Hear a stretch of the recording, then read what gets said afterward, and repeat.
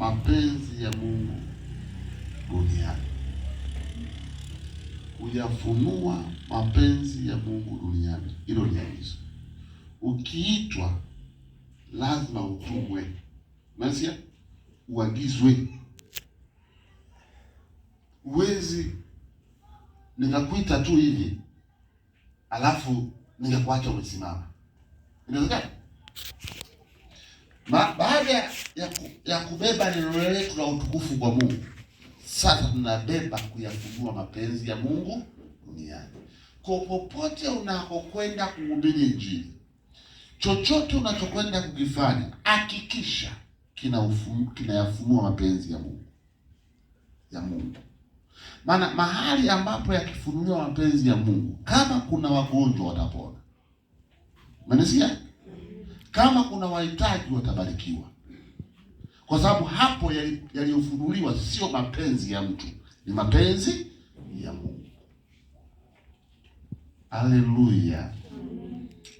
Haleluya, watu wa Mungu. Nimeleka vizuri. Kwa hiyo kila mmoja ahakikishe neno hili anapokuwa kwenye maombi. Mungu, umeniita kuyafunua mapenzi yako duniani. Ninaomba Bwana Yesu, yote nayoyafanya yasikiuke mapenzi yako. Ndio maana nisalipo nasema mapenzi yako yatimizwe hapa duniani kama huko. Maana mapenzi ya Mungu yakitimizwa, watu wanaishi kwa amani, watu wanaishi kwa furaha, watu wanaponywa, na hakuna ugonjwa wowote ambao Yesu apone, mapenzi yake yakifunuliwa. Amen. Mapenzi yake, ila yasipofunuliwa mapenzi yake, hakuna watu wanapona hapo mahali. Maana mahali ambako hakuna mapenzi ya Mungu yamefunuliwa, maana kila mmoja atasimama kwa mitazamo yake. Mnasikia? Hapa simpo hapa kanisani, kila mmoja akisimama madhabahuni anataka yeye awe bora kuliko mwingine. Mnapoteza muda. Mnapoteza nini? Kwa nini? Kinachokwenda kufanyika ni kuyafunua mapenzi ya Mungu. Na wewe uombapo, sema mapenzi yako Bwana kwangu yafunuliwe. Ni uone uzuri wa uzuri wako. Ni uone wema wa wema wako Bwana. Ni uone wema wako kwa wagonjwa hawa Mungu. Naweka mikono yako juu ya vichwa vyao. Maana mkono wangu ni mkono wako, Bwana. Acha mapenzi yako. Unaweza usitumie nguvu kubwa sana kwenye maombi kama ukijua muundo ulivyo. Ukitembea nje ya muundo wa kazi ulivyo, maana yake wewe unaongeza idadi lakini sio sehemu ya kazi.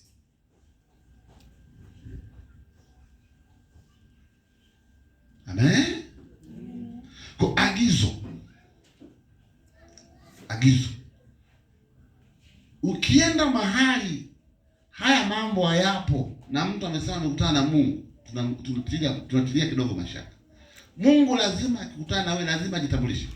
Lazima aweke maono yake. Lazima aseme. Lazima. Hawezi tu kumtuma tulukana. Hata tunakimbizana na nini? Maana tunakimbizana duniani kwenda kuyafunua mapenzi ya Mungu. Halo. Yesu na asifiwe. Kwa naomba sasa tuende kwenye Biblia. Kitabu cha Kumbukumbu la Torati, sura ya 11. Tutasoma kwa kuruka kidogo. Sura ya 11 mstari wa 22. Tutaruka tuenda kusoma 27 na 28. 22 tupate hapo.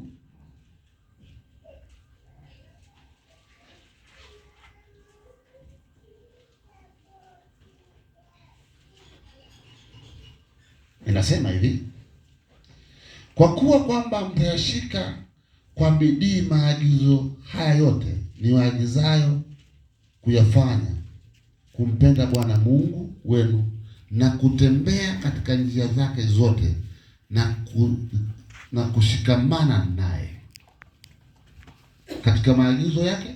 Lakini hapa sisi tunalo agizo. Kumbe kuna maagizo mengi, lakini sisi tunalo agizo. Amen. Tunalo nini? Agizo.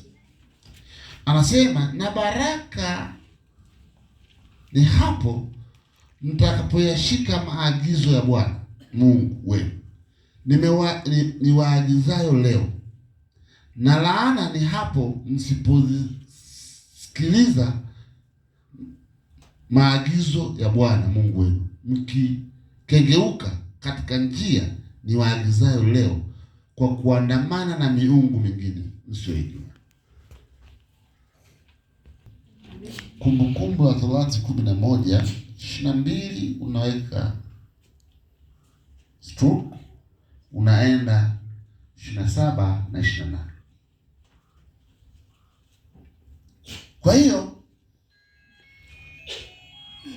kumbe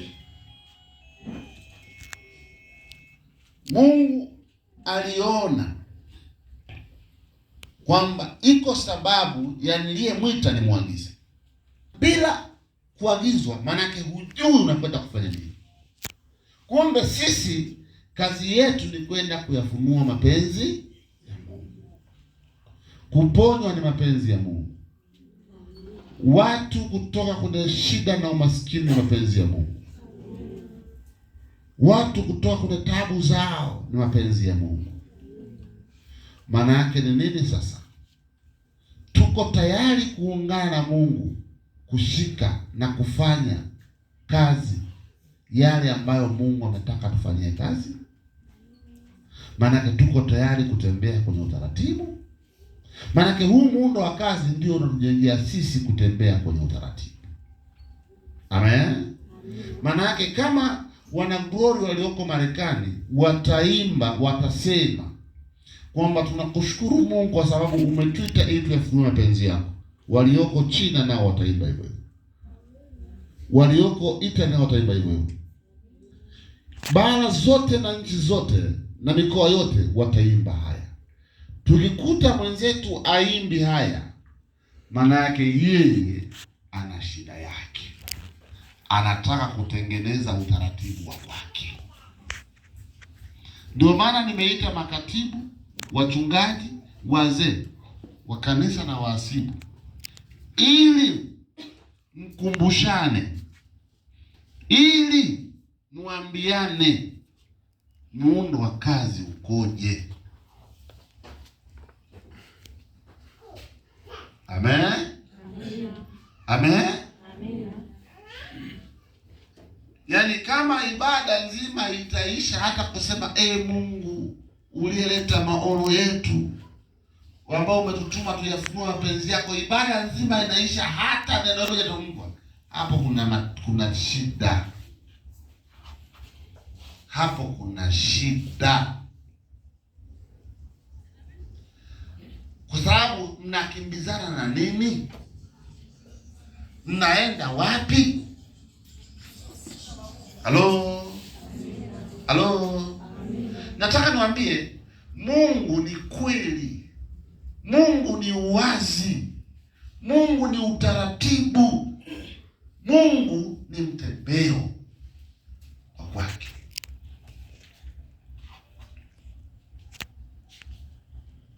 Mimi ninayowafundisha hapa,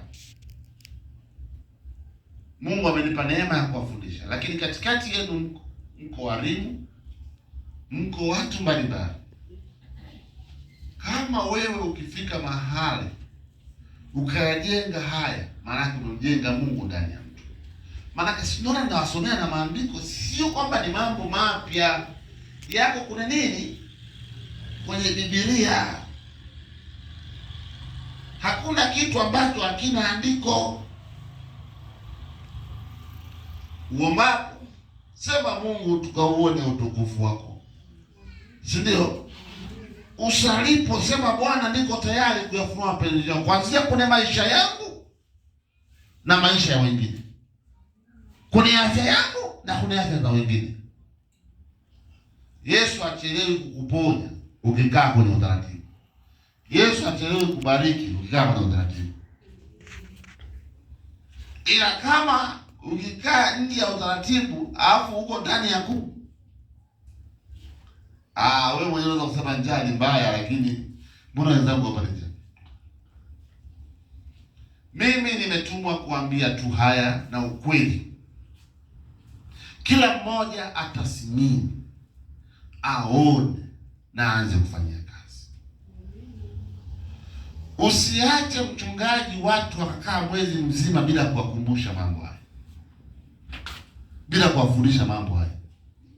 Hata kwenye maombi yako tutajua kwamba huyu ameshiba au hajashiba, mchungaji. Hata waombaji tutajua huyu ameshiba hajashiba. Umeelewa? Hata wazee tutajua katika mazungumzo yake ameshiba hajashiba. Makatibu tutajua katika utendaji wao wameshiba au hajashiba. Tutajua. Waimbaji tutajua wanavyoimba wameshiba au hajashiba. Amen. Kwa je, hawa watu wameelewa?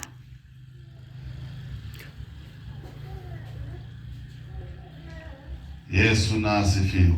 Amen. Mbuni kena kusikia.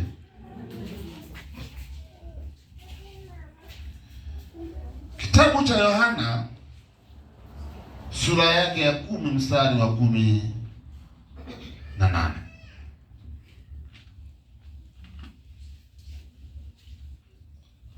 10:18.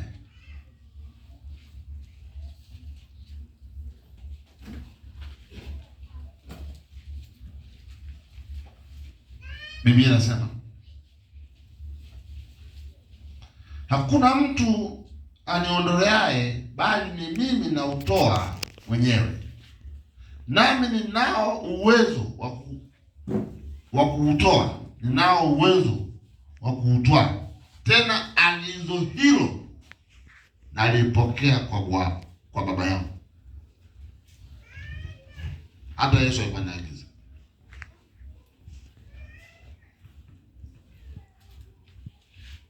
Omba, fanya kazi kama unavyoelekezwa, utafanikiwa. Kwa sababu mimi ndio baba yenu, na mimi ndio nimepokea, na mimi ndio nimewaletea. Kwa lazima niwaambie, lazima niwafundishe, lazima niwaelekeze, kwa sababu nisipowaelekeza na kuambia, maana yake ni nini? Mtachelewa kuyaona matokeo ndani ya glory.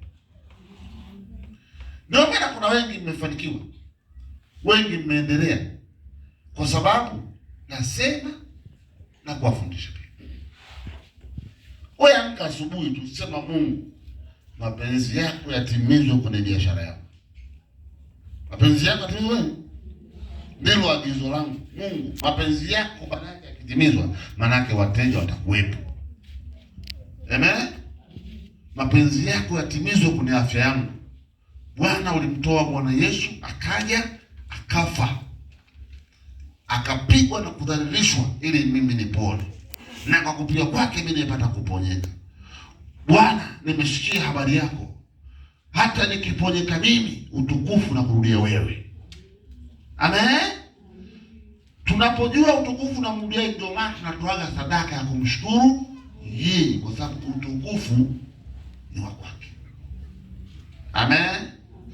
Haleluya, watu wa Mungu.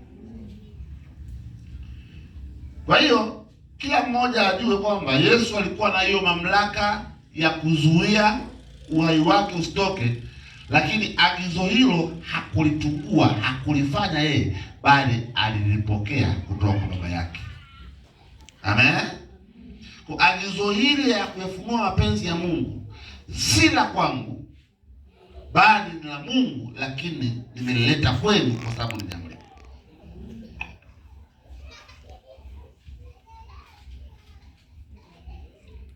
Haleluya.